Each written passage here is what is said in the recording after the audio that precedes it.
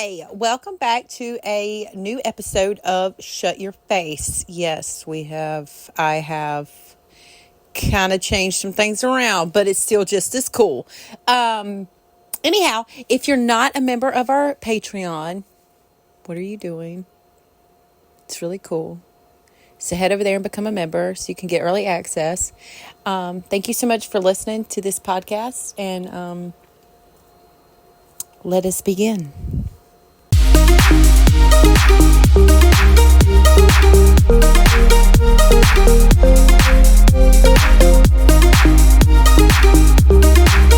So let's see here. We'll just jump on into this. You, sir, or can you just kind of introduce who you are and what you own and what exactly you're doing? Yeah, so I have War Ponies, elite paint cow horses, which, basically we breed paint, APHA, Tobiano cow horses. So, that's what we do.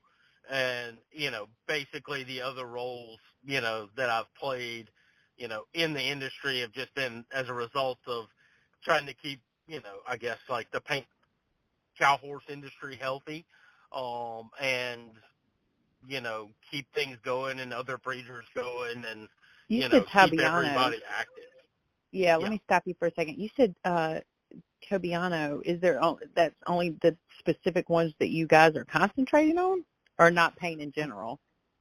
Right. So there's two types of paints. There's Overos, and there's Tobianos, and we've owned both, and it just kind of when we got into the cow horse business, it seemed like, monos were what were more readily available and, were actively being bred. What it is basically is that the Overos, they can be dual registered, a lot of them, right? Most of the Overos that are registered now with APHA are eligible for dual registration or are dual registered, right?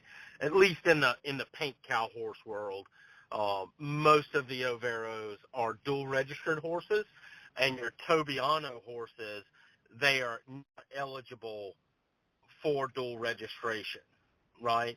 So that's the difference. Basically, is our horses generally are not. Now, that's not to say in the paint horse world that, there aren't Overos that are just APHA registered only, because there are, but it just is a lot more predominant in the cow horse end of things.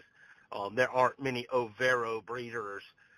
So basically, most of those horses were either dual registered, whereas they were AQHA and APHA registered, or they were Tobianos, right? So that's And you're trying to breed your horses so they can't be registered AQHA. You want them to strictly be APHA. Oh, we would love for them to be eligible to be registered AQHA, and I've actually advocated some for that. And there's been another large paint cow horse breeder that's advocated for that in the past with AQHA. But the horses that I breed, they're all predominantly strictly APHA. And that's not by choice. It's because that they are Tobianos. And so the Tobianos, when AQHA first started out, they, said, well, you can't have any white on your horses above the knees and the hocks, and you can't have white on the face, except for here. And that was the rule for, the first 40 years or whatever it was, in AQHA. And so all of the horses that were of the stock horse type, right, back then had to register with a different association, which they created, the American, I think it was the Painted Stock Horse Association, or Stock Paint Horse Association, something like that, which was basically just all the horses that couldn't be registered with AQHA because they had too much white, they were registered as paint horses, right?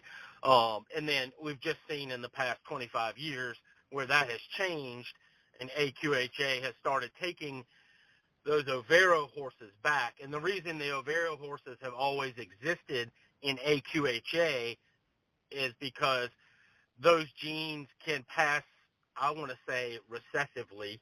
I don't know if that's the correct DNA terminology or genetic terminology, but basically a horse can carry the gene but not express the color. So you could breed the same quarter horse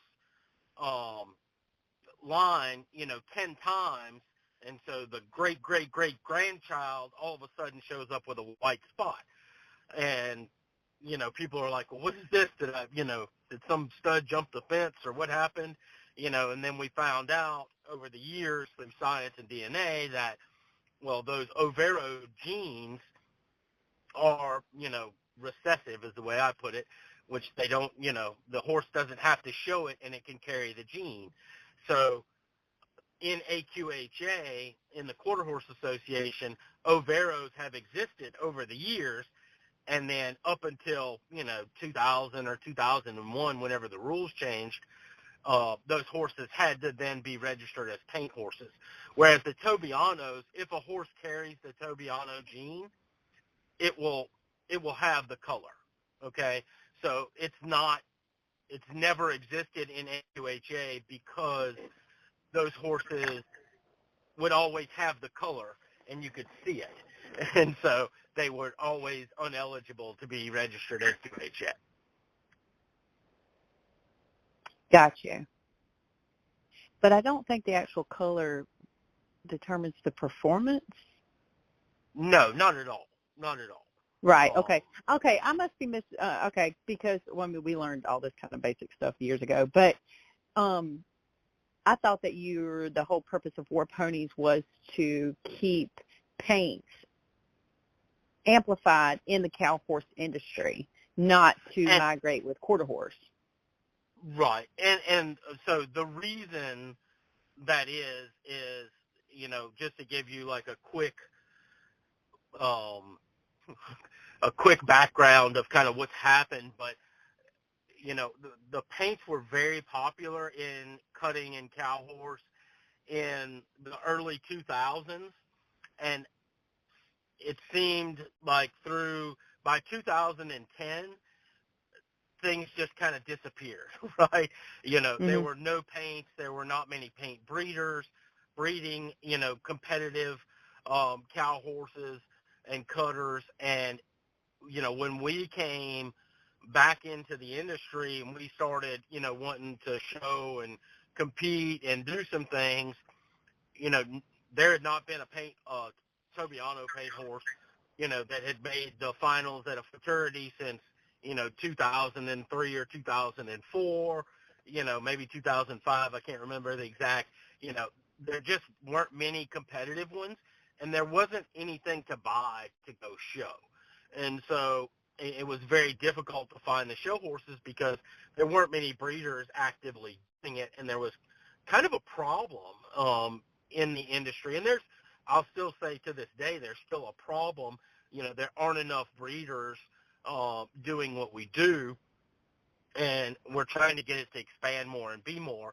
And the way we get better genetics is by crossing with quarter horses, but we're trying to also have horses with that Tobiano gene that can be top competitors, top performance, as good as any top quarter horse, but express that Tobiano gene in their color pattern. Yeah, because I think there's been an expression, not just within the cow horse industry, but in generalization of all paint horses, where some people were, you have some people that really want to protect the actual things that make it a paint horse, that make it different. And then right. It's gotten to where, some things, I guess, get really slide in, like wouldn't be necessarily considered a paint, and they keep making the rules more lenient to make it bigger. Right. I know that that's kind of been a topic too, and it's hard to keep something preserved, I guess. You know, you want to keep why a paint horse is a paint horse preserved, regardless of the two colors. Has that been a challenge as far as just in general, the breed? Yeah, I mean, the main challenge we had was just finding competitive horses and then, and then breeding those and keeping the color, right? So there have been, over the past, 20 years, there have been some breeders that were breeding really good, top quality horses, but it was kind of one of the things, the color, they didn't focus as much on the color that it was important, so they would run into problems where, number one, for the many, many years, and APHA is working on changing that, and I don't know if the way they're changing it is the best way, but the way they're working at, the solid horses were not very marketable, right, because you could only go show them at APHA shows, and they didn't express the color, so you didn't get the advantage of having a paint horse with the color, and then you had the disadvantage at the time of only being able to show at APHA.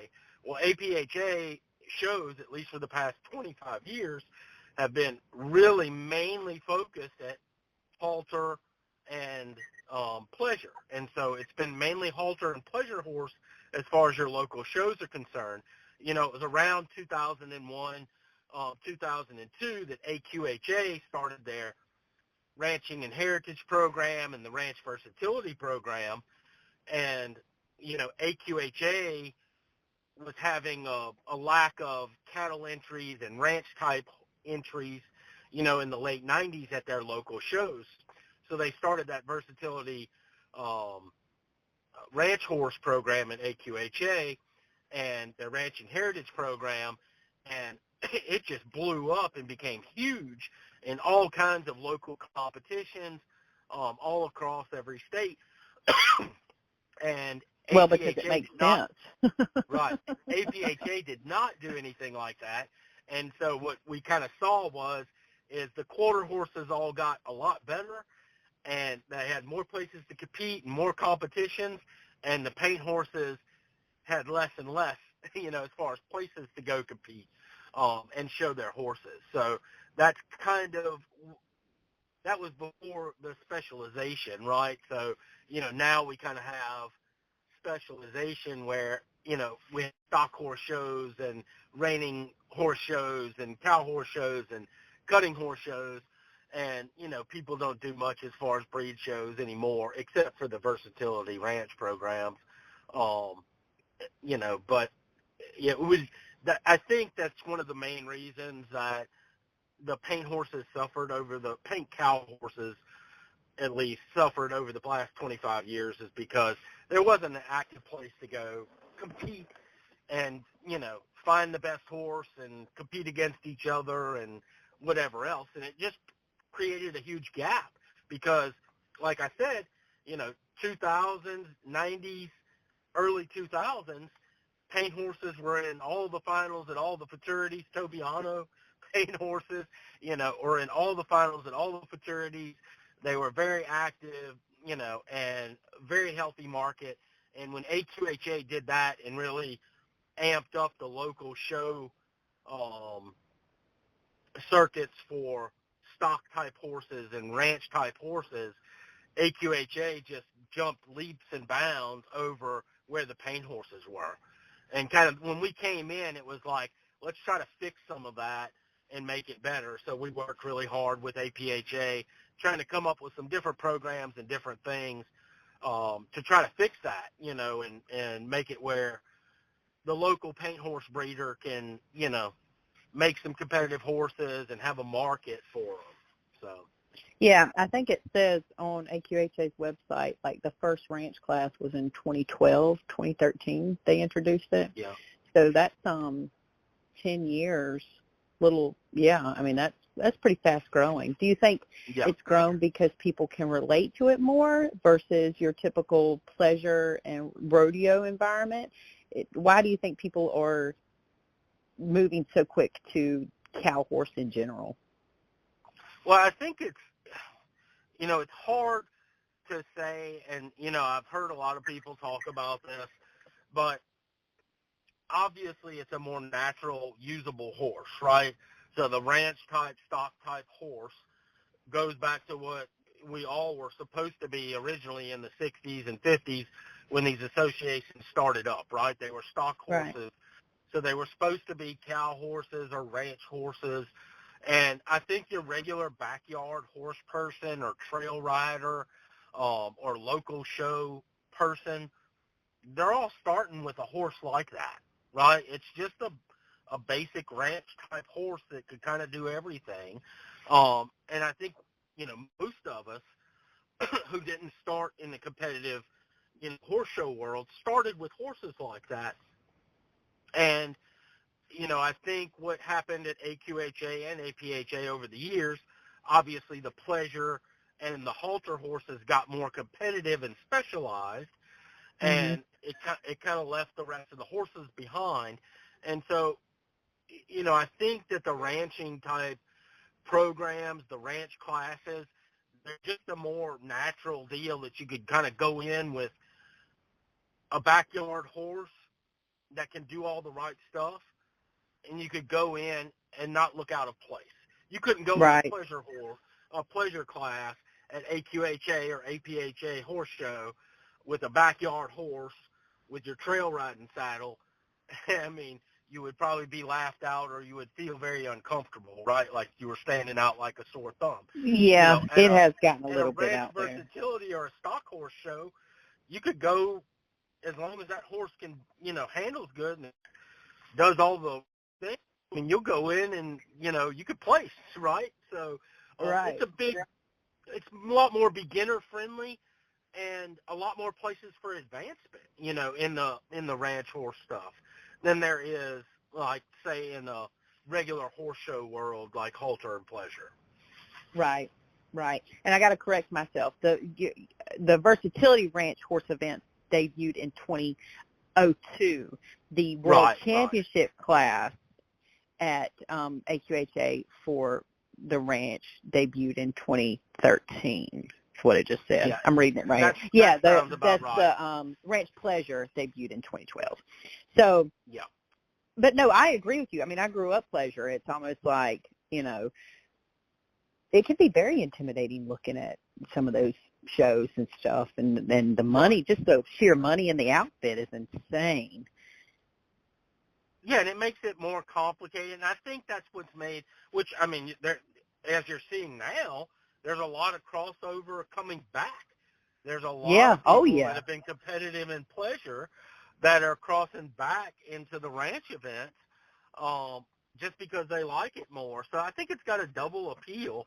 I think the appeal of being more beginner-friendly, and then, also I think the more room for advancement, I think both of those things are there that make it attractive to both sides of the industry, the more competitive, horse show, pleasure-type crew, and the more beginner people. I think it's attractive to both of them.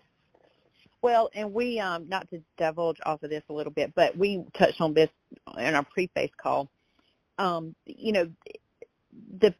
Specifically the paint horse within the cow horse industry is really small, and that's one of the reasons why you guys are doing what you're doing, correct? With that being said, I know we talked about some of the challenges with the big guys, because it seems like the horse industry can get like that. You've got either the big guys, or then you have the little people. There's like nothing in between, and it's really hard to make that jump or to make that uphill climb to get to the top. What has been, as far as a marketing standpoint, to kind of let people know, like, hey, paint horses in the cow world is just as good? What are you doing, or what would you like to people to know that makes these horses just as good as the rest of the other ones? Because we talked about it earlier. You really don't see a lot of paint horses doing cow work stuff. You don't. Right. So what I've tried to do, is just promote, so, and, it does get noticed and it does get seen. And, social media promotions, that's probably the number one thing. And, obviously there are other breeders throughout the paint horse world that are better at me than it, but, we've just tried to really, really promote and then create a atmosphere within the other breeders and the other people that are into paint cow horses at just like promoting each other. Mhm. So Mhm. don't be so like, oh, this industry's controlled by this person or that person, and we're not happy for anybody other than those people, and whatever, which was kind of the way it was when we got into it, and we tried to just get it a lot more inclusive and like really supporting everybody supporting everybody, because we needed all Yeah. the help we could get. We didn't need the infighting anymore, and we didn't need the I don't know, politics or whatever way you want to put it that was in it before. We needed to open this thing up, be real supportive of everybody, and really try to put a spotlight on every time somebody goes out and wins on a paint horse. We need to make it a big deal online. And, we did it to that aspect that I've listened to other podcasts on people, in AQHA and in Appaloosa, and they talk about, man, those paint horse people, every time a paint horse wins a local show, a weekend show, it's all over Facebook everywhere. Well, I mean, that is kind of by design. Like, so we really did put a lot of effort into supporting each other and getting it out on social media.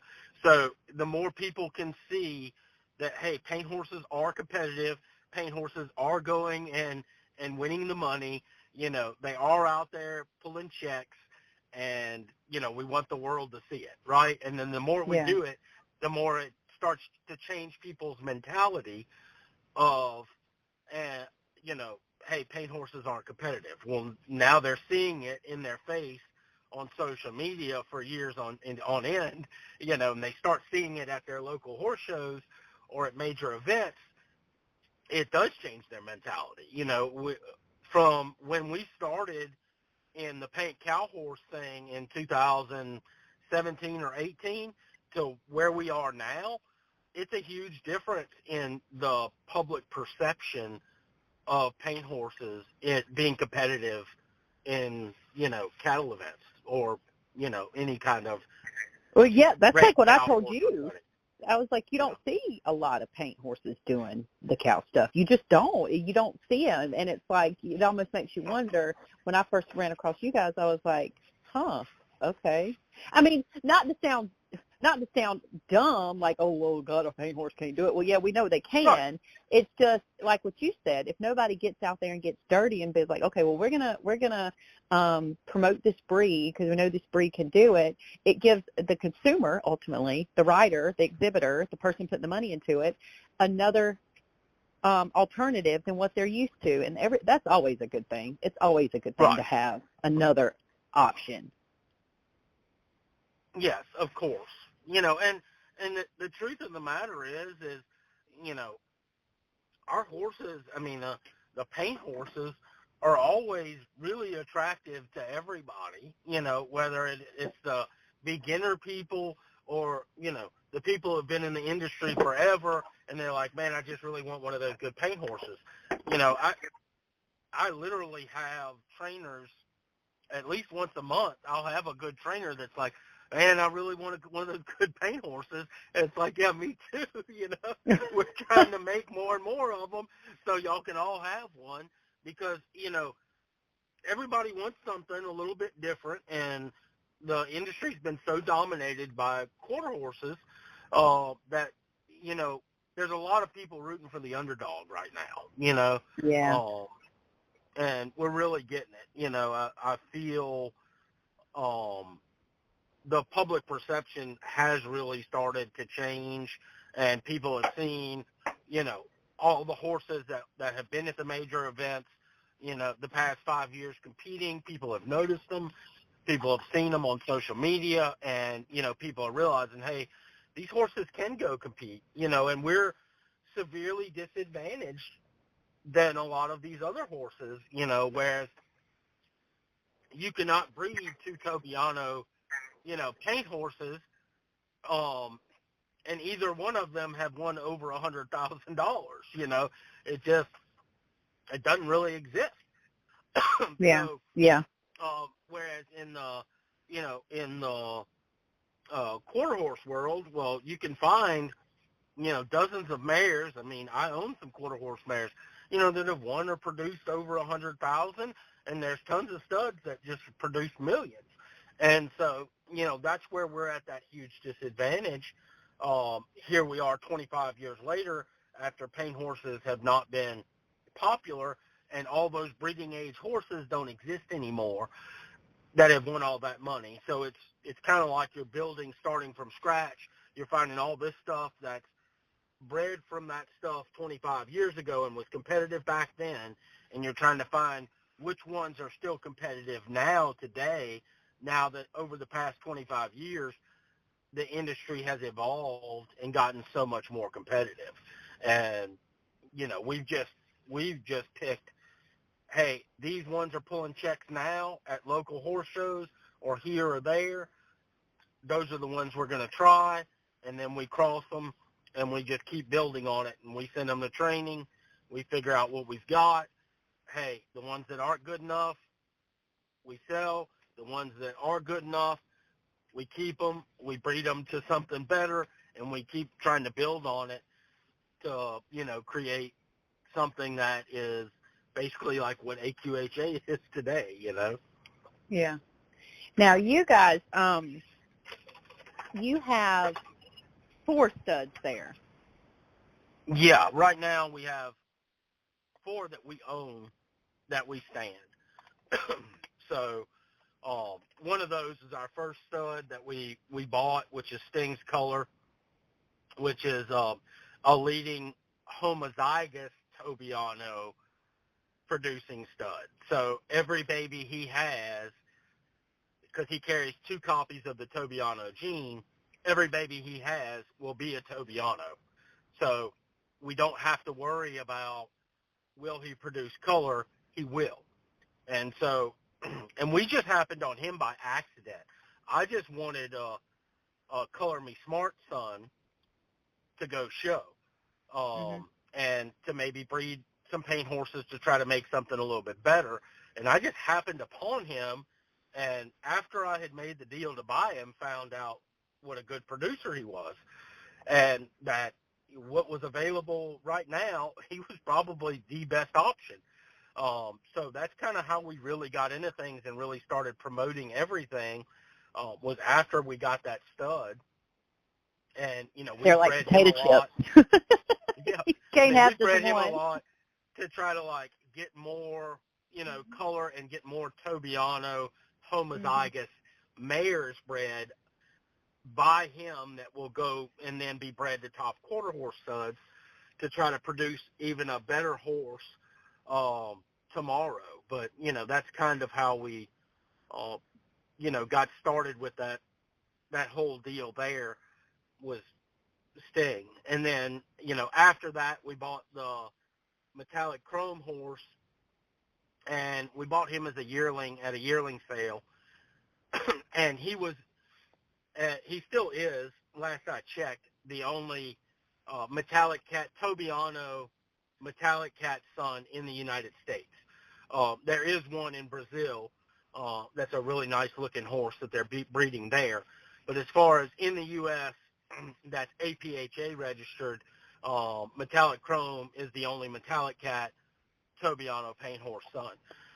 So we bought him and as a yearling, and had him trained, and, went down the road and showed him and promoted him. And then the third stud was Dual Delta Ray, which is a dual ray son that is a Tobiano paint horse. And, for the longest time, that horse was kind of lost, and, nobody was promoting him. Nobody was breeding him. And around 2019, we started doing Equistats, paint horse only Equistats reports. And we got with, Quarter Horse News, Equistats, and we paid for them basically to rewrite, a program where they could select out just APHA registered horses only, and find Equistat stats to show, hey, which paint horse is the top producer in cutting, in cow horse, in reining, etc. And as soon as we started doing those reports, this dual Delta Ray horse was popping up, and nobody knew where he was. He wasn't standing. He wasn't being promoted. Nobody was breeding him. And then every year, his stats would go up. And then, before too long, he was like the top 5 producing, paint horse in cutting, and nobody was breeding him. And then one day some girl, showed up on a Facebook group, and she was promoting the stallion for the owner, and they were going to try to breed him. And shortly thereafter, a friend of mine, Herman Sloan, who's also a paint cow horse breeder, he and I went in together and bought him and moved him to my facility and started standing him at stud. And the last horse is Vincent Ray Van Gogh, which is a dual Smart Ray son, and he's another one that we bought as a yearling at the Western Bloodstock sale, and went on, and he's shown really well. He's performed really well at major events in NRCHA, and so we started standing him with frozen semen this year. So that makes 4, so which is really too much. But in all honesty, the studs are the easiest way to pass on genetics. So if we're trying to pass on the Tobiano gene along with a competitive cow horse or cutter, the studs is the easiest way to do it. In all honesty, the mares is probably the best way to do it. But the easiest way to get those genetics out there and spread them around and have more paint horses in the future that are competitive and have the color is by the studs. So, we've been active in our stallion station and our stud promotion, the past 5 years, I guess we've done it. We've been pretty active with it. Just, keep the blood out there, keep the promotions and spread the genetics as easily as possible. And where did the name War Ponies come from? And so the War Ponies name's kind of funny. My girls all high school rodeoed and junior high school rodeoed, and there was a real competitive mare around here that was, doing the pro rodeo circuit and had done the amateur, I don't know if you call it amateur, but tri-state rodeo circuit that was like, Louisiana, Mississippi, Alabama, or whatever. And there was a real popular paint mare that had done that and college rodeoed. And we had seen the mare before. And when one of my daughters was stepping up to a more competitive horse, and we were looking for, obviously a paint horse that was somewhat local that we could get our hands on, that would be, a 1D barrel horse for them to, rodeo on, that horse was available.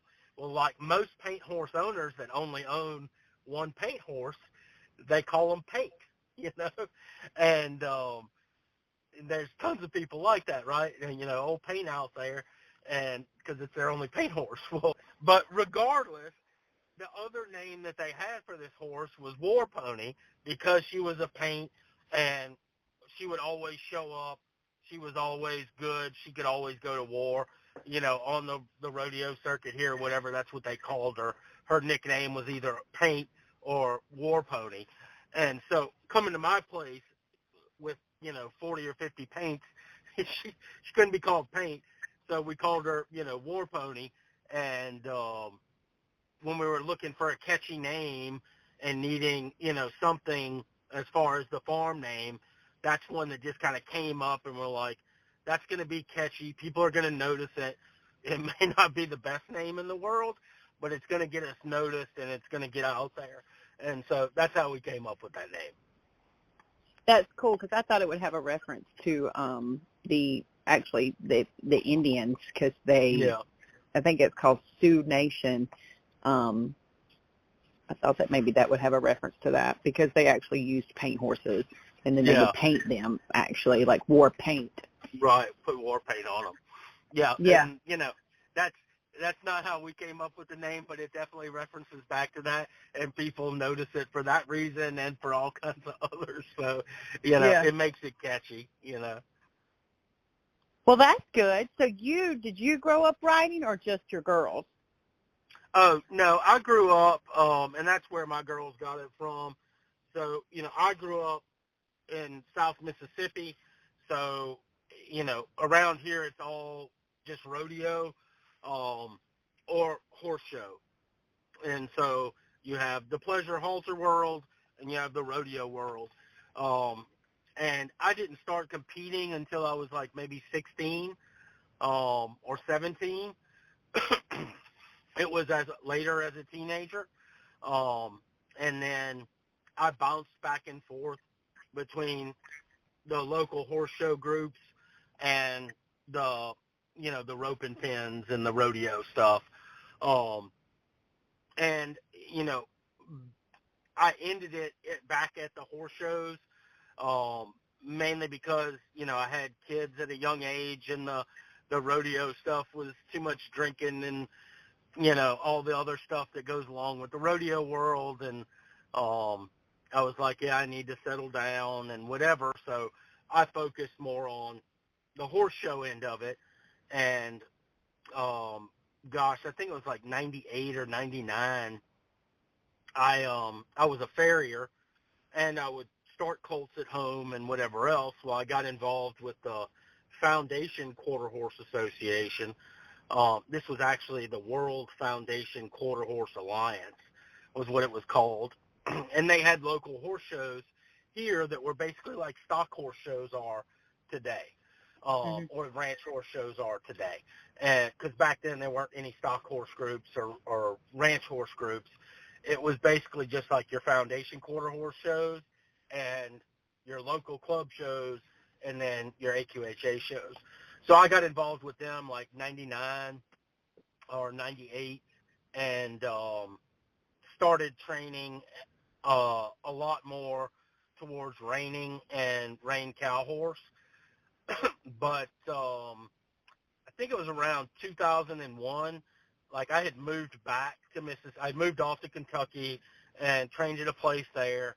Moved back to Mississippi, and there weren't many places to show, and there weren't many horses. It was all just colt starting, and I wasn't the greatest at that. And after 9/11, I hung it up, basically, and quit training horses, and decided to go be a police officer. I wanted to go to the military, and my parents talked me out of that. I became a police officer.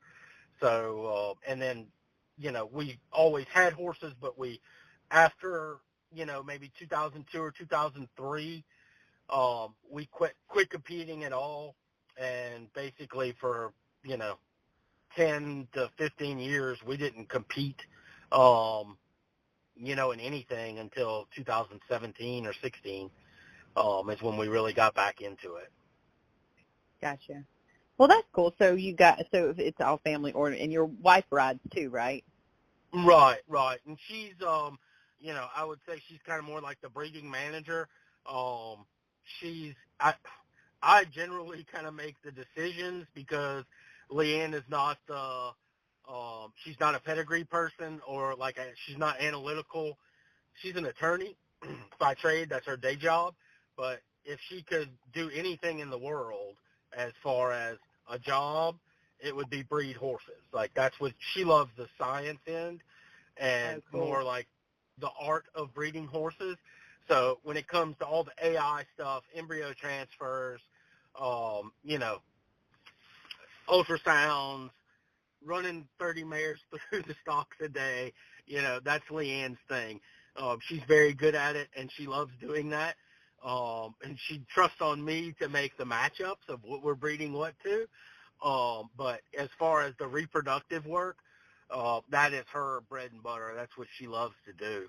And never would have thought she would love to do it, but once she learned it and she started doing it, She found a real passion for it. So she, she jokes every day that as soon as she could retire from being an attorney, that's all she's going to do is breed horses all day. So, Aw. and she wants to retire early, so that's the scary thing. I'd be overrun with horses. I don't know if there's a market to sell that many that she could breed, but that's what she loves to do. So where do you guys kind of see War Ponies in the next year, 5 years, 10 years? What are kind of some goals that you have for the business?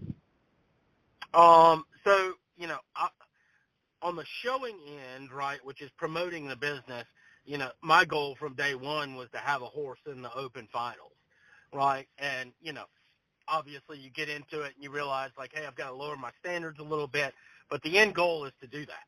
And so, I'm going to have a horse in the open finals. May not win the futurity, but I'm going to have a horse in the open finals, at some point in time. And that's that was the goal to start with, and that's the goal I'm going to. And I've had to lower that standard, like, hey, we're trying to win regional titles, and we're trying to win, national titles or world championships and whatever else. But, that's the end goal. And, business-wise, our focus has really turned to the homozygous mares, breeding homozygous, competitive homozygous Tobiano paint mares to top quarter horse stallions. And that way I'm guaranteed to get the color, and I'm breeding a competitive horse both ways.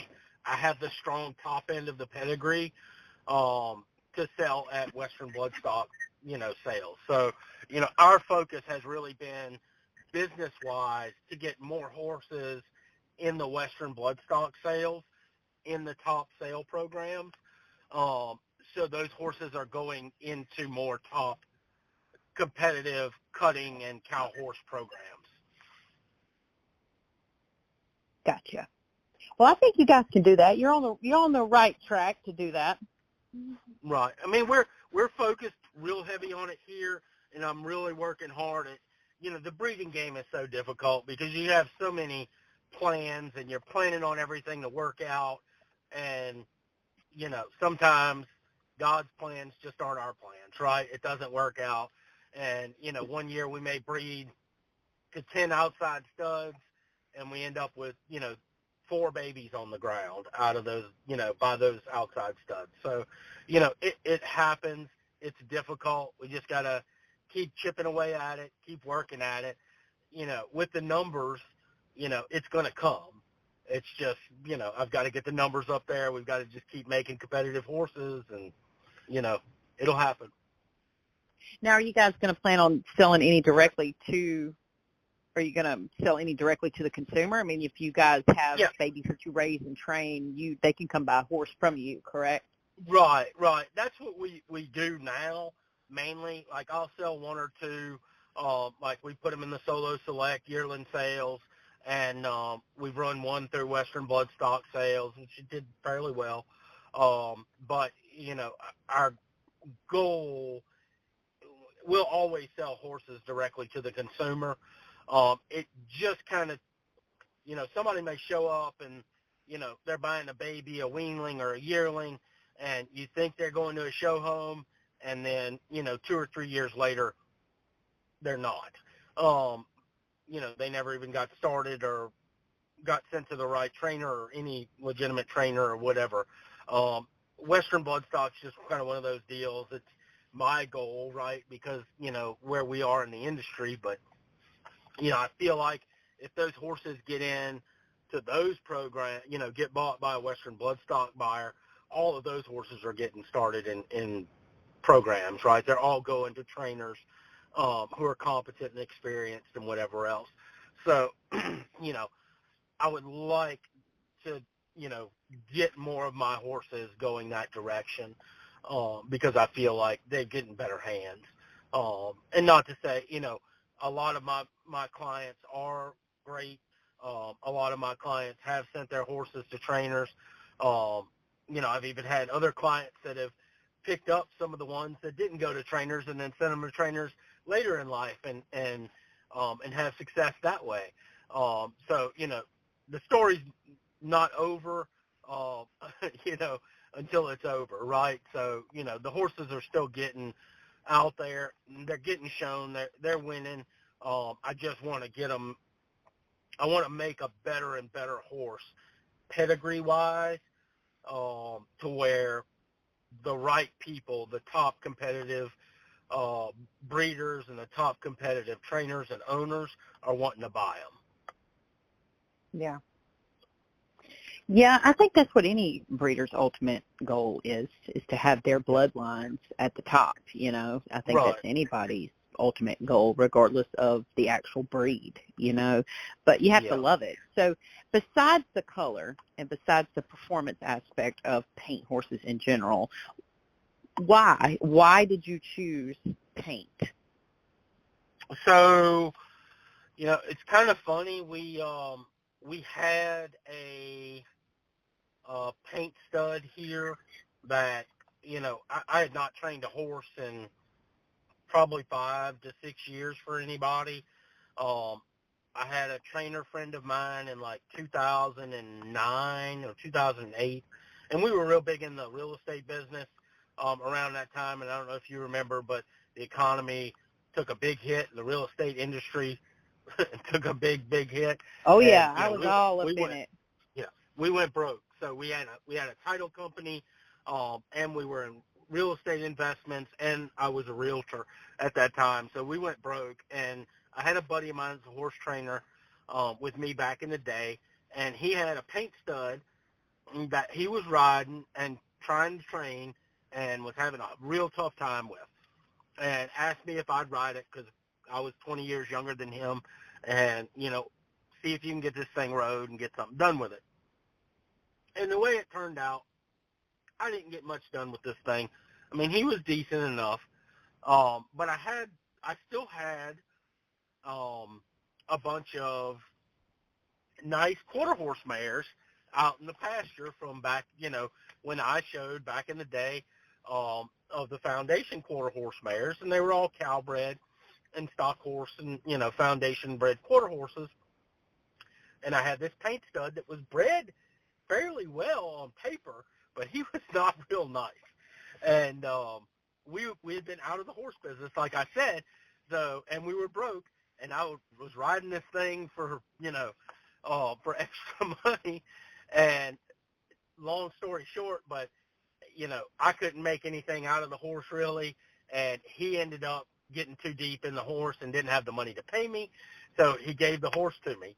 And he was a homozygous paint stud that was bred fairly well. So being the typical, backyard broke guy at the time, I turned him out there with all my good old show mares and let him breed them. And we became paint horse breeders. And they were all bred fairly well, and all were out of mares that had won money or won titles and, reserve world championships. I mean, they were out of decent mares. Yeah. Hold on. Whoa. Hold on a second. So you just let him out in the pasture with them? You just did it old school? Oh, yes. Old school backyard breeder. I have been, out, like I said, out of the horse business for the most part, and we just bred these things. And so when we, we got them, started and whatever else. Well, fast forward to, 2015 or 16, when my girls, started rodeoing and whatever else, it was like, well, these things are all bred pretty good. Let's send them off to trainers and see if we can't make, cow horses out of these things, because, that horse is bred nice and, they're out of legit mares. Let's see if it doesn't work, right? So we sent them off to trainers, and within 6 months, we sold all those things, and, we're starting over because Aww. I wouldn't say it's 6 months, but, it was probably a year and a half or 2 years that it took to get through that progression to realize these aren't good enough. They're not going to work, and we need to kind of start over from scratch. And we were already, at that time, already investing in the paint horses. The girls and stuff were showing, APHA, and we had, paint, barrel horses and whatever else.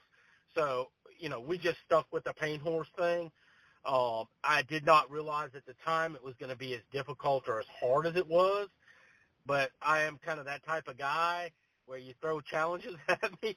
I want to stick with it, and I want to kind of win. I want to achieve something. I don't want to give it up Right. until I'm not one to just quit on something.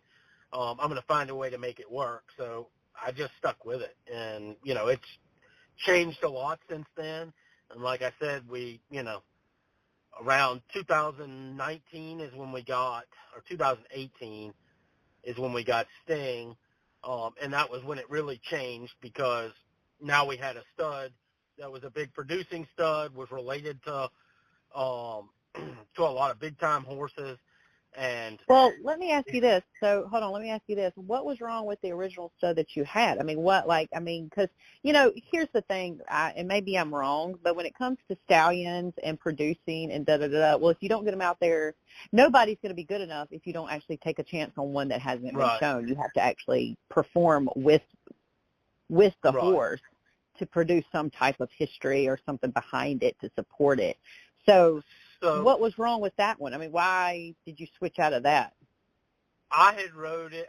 Another trainer had rode it, and I had rode it for years, and we could never make much out of it. And then when all the babies came out and they were pretty much the same way, we realized, like, hey, this isn't going to work. We've got to back up and go somewhere else. And at that time, we weren't going to be paint horse breeders or anything.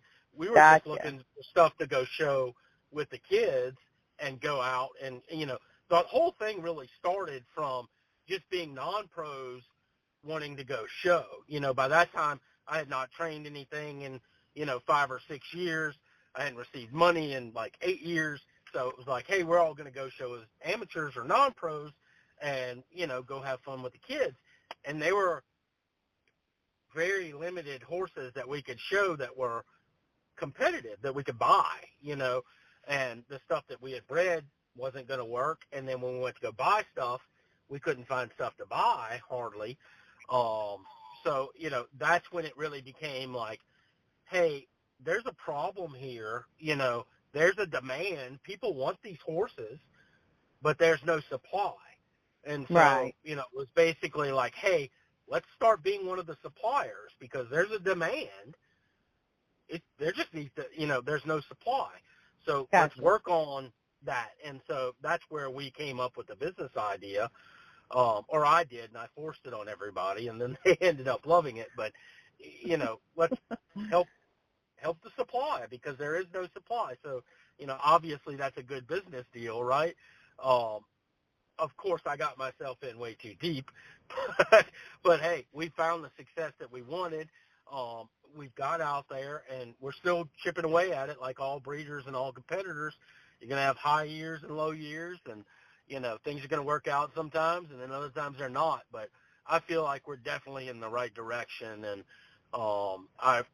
what I see now, kind of with what we have going, did not exist in 2017. I mean, there were no breeders actively really getting after it, trying to breed competitive horses.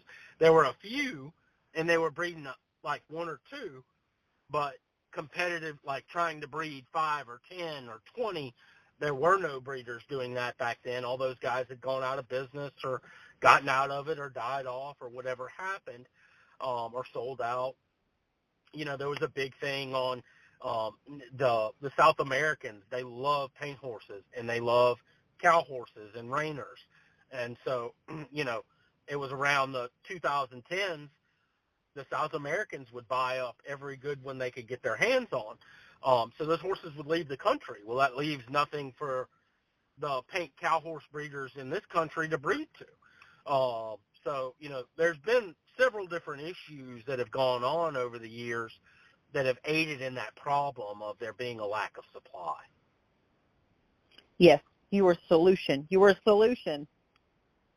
Yeah, it's trying to, and it's hard to not sell. Like, at the fraternity last year, I had some Central Americans came and they wanted to buy, one of my very top horses, and it was very hard to turn down that money. But it was kind of like I was going to stand on principle. I said I wouldn't do this.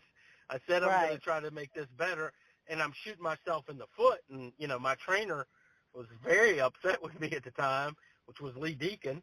He was not happy that I was turning this down, but it was like, so I was telling him, Lee, I'm like, you say this is the best one that I've, got yet. If we sell him, there's nothing that you're not breeding to him anymore. We're not making any more like it very easily. And if we are, it's 5 or 6 years down the road.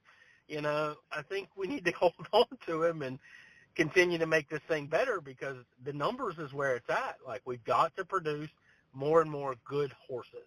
There's a Right. lot of people out there breeding mediocre or not good horses at that. In our industry, there aren't many people breeding good ones, and the more that go to South America and aren't bred here, the bigger our problem gets. So I turned it Yeah, down. and My then wife you was not also happy with me. you know. Yeah, and then you also kind of have the aspect of, I've talked about this before, a lot of people, there's always a divide on the typical horse owner that you have. You have a horse owner who is very much business-minded when they purchase an animal, and they keep it business-minded. They look at the pedigree, they look at what they're getting it for, et cetera, the numbers, and that's it. Whereas you have other business, or horse owners that they're very much a pet. They're very much a part of their family. So, regardless of the pedigree, regardless of, some of them have really great pedigrees and they're still like family, and some don't. Are you opposed to selling one of your horses to somebody that has no desire to show it, or to just have just a horse that they like regardless of the pedigree? So it depends on the horse. So, on my lower end, babies, I have no problem. Like, I sell them into those types of situations, from time to time. The higher end, I struggle with those, right? Or let's say it's a reject or something like that, one that didn't work out. We'll sell those to anybody. The higher end ones, the ones that we have high aspirations for, I'm fairly picky about that they go into good show homes or good situations. And I just have to be right now with the paint horse industry and what it's been. I have to be picky that they go in the right situation, that they go to the right homes. When it comes down to it, somebody writes a check, and I've advertised the horse for this price. It's their horse. I'm going to stand by my word. But, ideally, I try to aim my higher end, the ones that I really have a lot of faith that I think they'll make it. I think this is the next thing. We try to really make sure those things go into the right programs. Yeah, because that my questions is a very touchy question, because, you've got, it's not an offense, actually. It's more of it's compliment in the way that you look at it, because you ultimately want, it's not like you're saying you're not good enough to have my horse. What you're saying is you want this horse to perform at the best level it can to help the whole entire pedigree. That's ultimately what it is, which will increase its price, which will increase its value, not price, but value. Because a lot of people, that's kind of going back to my whole entire point of my question, you've got two ends of the spectrum in the horse business. You have people that look at them like pets. They don't really care what you pay. They don't really care about any of that. And then you have other people that have to look at the horse as a tool, because the horse is a tool when it comes to the performance business aspect of it. Right. So, but I just know that's kind of a touchy, because, it's just different. It's not like other sports. Yeah, it's a funny area. And look, when it comes down to it, especially with my group, with the girls, everything is a pet. I mean, they are attached to every one of them. So, it gets really hard to sell them all, and I have to keep everybody in the business mind of things. But at the same time, I'm one of those. I mean, I was a horse kid. I was attached to horses. I tried to make a living working with horses because I loved them so much. So, I've become easily attached to them as well. I think the last one we had that died, which was, mare that, my daughter showed. I mean, I cried so bad my youngest daughter had never seen me cry at that, like, family members passing away or anything. She had never seen anything like that, and she was just so surprised. And it was like, I am, I can seem Yeah. like a tough guy and, so whatever, but, I really do love these animals, and there's something special and mean a lot to me, Yeah. So I kind of get that deal too, where, some of them are like pets, and I can't ever see myself separating from them, and yeah, but it is still a business, and there's a lot of numbers, there's a lot of mouths to feed. We got to make sure we're concentrating it the right way. So. It's got to be touchy. Like, that's why I brought that up. It's got to be touchy because I will take this to the grave. Horses, even though it is a sport, it is not like other sports. It's just different. When you have another living, breathing thing involved in the industry, it's different. Right. It really is. And I think. Go ahead. It's just, I was just saying, I agree with you 100%.